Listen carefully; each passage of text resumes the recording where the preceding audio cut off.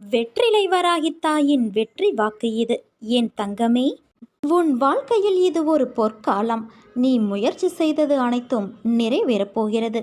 நீ இந்த அன்னையிடம் வேண்டியது நிறைவேறப் போகிறது. இனி உன் வாழ்க்கையில் எல்லாம் ஜெயமே. நீ மகிழ்ச்சியாக இருக்கப் போகிறாய் குழந்தையே. இரவும் பகலும் எப்போதெல்லாம் நேரம் கிடைக்கிறதோ, எவன் ஒருவன் என்னை நினைத்து தியானம் செய்கிறானோ அவன் இனிப்பும் சர்க்கரையும் போல, அலையும் கடலும் போல, கண்ணும் ஒளியும் போல என்னோடு முழுமையாக இணைகிறான். அப்படிப்பட்டவன் எதற்கும் பயப்பட தேவையில்லை. உன்னுடன் தான் நான் இனி இருக்கப் போகிறேன். உன் அன்புக்கும் பக்திக்கும் ஈடு இணையாக நானே உன் அருகிலிருந்து உன்னை பார்த்து கொள்ளப் போகிறேன். என்னை ஆனந்தத்தில் மூழ்க செய்த என் குழந்தையின் வாழ்க்கையில் இனி இருள்படாமல் பாதுகாப்பேன். இது உறுதியாகும். உன் வாழ்க்கையை இன்றைய நாள் வரை உன்னை காயப்படுத்திய விஷயங்கள் எல்லாம் உன் முந்தைய கர்மாக்களின் எதிரொலி. மழைக்கு முன் எப்படி இடியும் மின்னலும் வருமோ, அதே போலத்தான் உனக்கு வசந்த காலம் வருவதற்கு முன்பு இந்த கஷ்டம் வருகிறது. உன் யூகம், உனக்கான பூமி, உனக்கான வாழ்க்கையெல்லாம் உன்னை சேரும் நாள் மிக விரைவில் இருக்கும். உன் சந்தோஷ கண்ணீரை பார்க்க என் மனம் ஏங்குகிறது.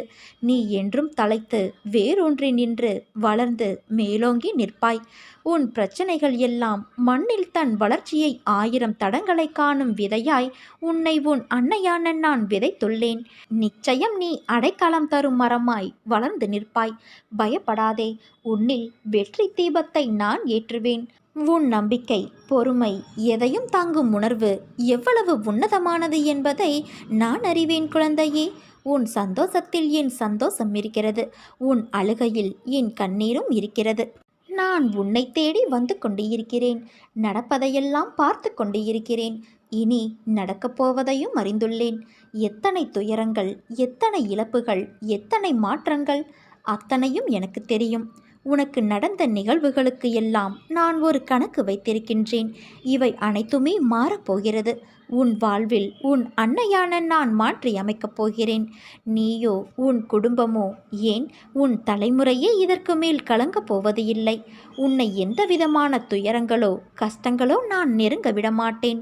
போன ஜென்மத்தில் நீ செய்த புண்ணியத்தால் உன் கர்ம பலன்களை விலக்கி உன்னை உயர்த்த நான் கடமைப்பட்டுள்ளேன் குழந்தையே. கலங்காதே. இனி நீ எடுத்து வைக்கும் ஒவ்வொரு அடியும் விரைவில் விருட்சமாக மாறி பிரகாசமாக நீ ஒளி வீசப்போகிறாய். நீ ஆனந்தத்தை அனுபவிக்கும் காலம் இதோ வந்து விட்டது. நான் உன்னை தேடி வந்து கொண்டே இருக்கிறேன். நீ எதையும் வெளியே காட்டாதே. உனக்கான மிகப்பெரிய சொத்து நிம்மதிதான். உன்னை மதிக்காதவர்களுக்கு அதை செலவழிக்காதே. மதிப்பு, மரியாதை மற்றவர்களுக்கு எப்படி கொடுக்க வேண்டும் என்பதை நான் அவர்கள் மொழியில் புரியும்படி செய்து காண்பிப்பேன். அதை நினைத்து நீ கவலைப்படாதே குழந்தையே. உன் வாழ்க்கையை நீ வாழ பழகிக்கொள். எல்லா செல்வ வளங்களையும் பெற்று நீ நிச்சயம் நிம்மதியாக சீரும் சிறப்புமாய் வாழ்வாய். அதற்கு உன் அன்னையான நான் பொறுப்பு. புது வழி உனக்கு பிறந்து விட்டது. நீ போராடும் பிரச்சனை நன்மையில் முடியும். மிகப்பெரிய மகிழ்ச்சி உனக்கு காத்திருக்கிறது. இன்ப நிலை நீங்கி துன்பச் சுமையை சுமக்கிறாயே. அனுபவிக்க இன்னும் என்ன இருக்கிறது என்ற அளவில் துன்பத்தின் எல்லை வரை சென்றுவிட்டு வெறுமையாய் நின்று என் முகத்தை உற்று பார்க்கும் உன்னை நான் கண்டு கொள்ளவில்லை என்று நினைக்காதே. உன்னை அன்போடுதான் நான் கவனித்து கொண்டு இருக்கிறேன். உன் இழப்புகளை திரும்பி பார்த்தால் என் மனம் கூட நடுங்கத்தான் செய்கிறது. ஒவ்வொரு முறையும் உன்னை தைரியப்படுத்தி கொண்டு வருகிறேன் என்பதை நினைவுபடுத்திக்கொள். இன்னும் நீ கடந்து போக வேண்டிய தூரம் கொஞ்சம் இருக்கிறது. அதுவரை எல்லையற்ற பொறுமையோடு, தீவிர நம்பிக்கையோடு, உன் சுமையின் கணம் தெரியாமல் இருப்பதற்காக என் நாமத்தை உச்சரித்தபடி இரு. என் சத்தத்தை உணர்வுள்ள நீ கவனித்து கேட்டு அதன்படி நடந்து கொள். அப்போது உனக்கு இளைப்பாறுதல் கிடைக்கும். எதற்காகவும் கவலைப்படாதே குழந்தையே. நான் உன் கூடவே இருக்கிறேன். எது வந்தாலும் நான் உனக்கு அருள் செய்ய காத்திருக்கின்றேன். மனதிற்குள் கஷ்டங்களை வைத்துக்கொண்டு வருந்தாதே. அம்மாவான என்னிடம் மனம் விட்டு வேண்டினால் நிச்சயம் உனக்கு நிம்மதி பிறக்கும். உன் எண்ணங்கள் நிறைவேறும் காலம் வந்து விட்டது. நீ என்றுமே மற்றவர்களின் உடல் பலம், பணபலத்தை கண்டு அஞ்சாமல் எது வந்தாலும் ஏற்கும் பக்குவத்தை வளர்த்துக்கொள். உன்னிடம் திறமை இல்லை என்று யார் சொன்னது? முதலில் நான் ஜெயிக்க பிறந்திருக்கிறேன் என்ற நம்பிக்கையோடும் விடாமுயற்சியோடும் நீ செயல்படு. எதை விடாமுயற்சியோடு நீ தேடுகிறாயோ அதை நிச்சயம் நீ அடைவாய். பாம்பின் பற்களில் விஷம் இருந்தாலும் பாம்புக்கு அதனால் சிறிதும் தீங்கு இல்லை, அது இறப்பதும் இல்லை. ஆனால் பாம்பு எதையாவது தீண்டினால் தீண்டப்பட்டதற்கு அந்த விஷம் தீங்கு செய்கிறது. அதே போலத்தான் தீய எண்ணம் கொண்டவர்களும். அதனால் கெட்டவர்களோடு சேராதே. செம்பொன்னிற்கும் பித்தளைக்கும் உள்ள வேறுபாட்டை உரைக்கல்லில் உரைப்பதால் தெரிய வரும். அதே போல நல்லவரையும் தீயவரையும் அவரவர்களுடைய செயல்பாடுகளால் அறிந்து கொள்ள முடியும். விவேகமும் வைராக்கியமும் இல்லாமல் வாழ்க்கையில் வெற்றி பெற முடியாது. வெட்கம், வெறுப்பு, அச்சம் இவை மூன்றும் இருக்க வேண்டியதுதான். ஆனால் அதற்காக எல்லாவற்றிற்கும் பயமும் வெறுப்பும் கொண்டு இருந்தால் நீ உன் லட்சியத்தை அடைவது சிரமம். அதே சமயம் ஆசைகளுக்கு என்றுமே அடிமையாகி விடாதே. அவற்றை முழுமையாக கட்டுப்படுத்த முடியாமல் போகலாம். ஆனாலும் நீ கலங்காதே குழந்தையே. உன் அம்மா நான் உன்னோடு இருப்பேன். உனக்கு எல்லா சூழ்நிலைகளிலும் நான் துணை நிற்பேன். உன்னை நான் சரி செய்து வருகிறேன் என்று உணர்ந்து சில விஷயங்களை நீ மாற்றிக்கொண்டு வருகிறாய். நல்ல விஷயம்தான். மற்றவர்களை நேசிப்பதில் தவறு இல்லை. ஆனால் அவர்கள்தான் உலகம் என்று நினைக்கும் தருவாயில் இருக்காதே. அவர்கள் அன்பிற்கு நீ சார்ந்து இருக்காதே. அந்த அன்பு சில சூழ்நிலையால் குறைந்து போகலாம். அந்த சமயம் உன் வாழ்க்கையில் நீ வெறுமையை காண்பாய். நான் உன்னிடம் சொல்லும் அர்த்தங்களை புரிந்து கொள். அன்பு தவறு இல்லை. ஆனால் அளவு கடந்த அன்பில் எதிர்பார்ப்பு ஏற்படும். அதில் நீ மாட்டிக்கொள்ளாதே குழந்தையே. அது உன் வாழ்க்கையில் நிம்மதியற்ற சூழ்நிலையை உருவாக்கிவிடும். கடைசி நிமிடத்தில் கூட இங்கு ஏதாவது அதிசயம் நடக்கலாம். அதனால் தன்னம்பிக்கையை மட்டும் இழக்காதே. வலிமையையும் நம்பிக்கையையும் உன் அன்னையான நான் நிச்சயம் உனக்கு தருவேன். எல்லா சந்தர்ப்பங்களிலும் உன்னை அன்போடு அரவணைத்து கொண்டுதான் வருகிறேன்.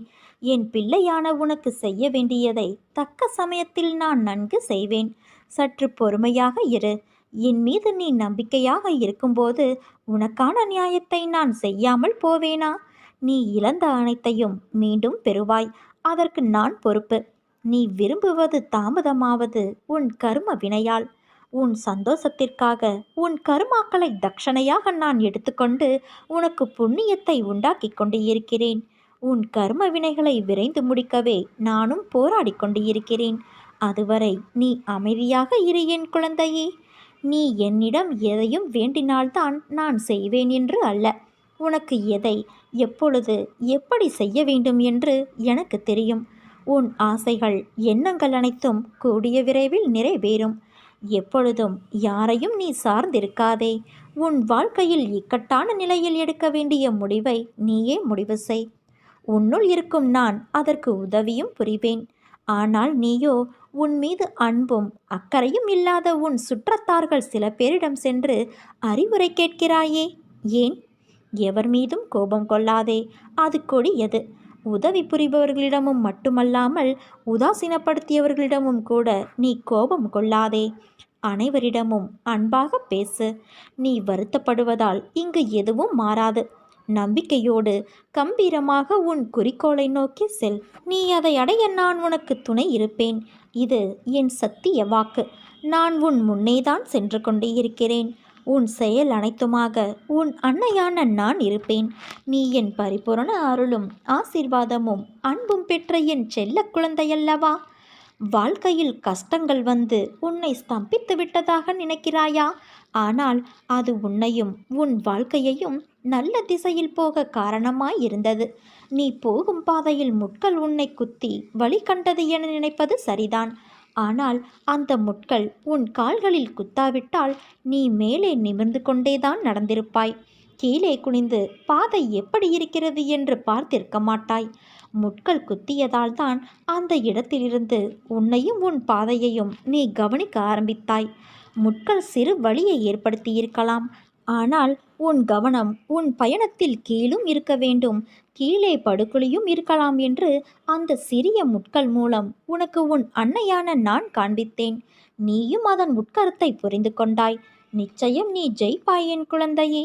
உன் வழி என்பது உன்னுடைய அகமும் புறத்தையும் சுத்தப்படுத்தத்தான். அது ஒரு நாளும் உன்னை துன்பத்திற்காக ஏற்படுத்தியதல்ல.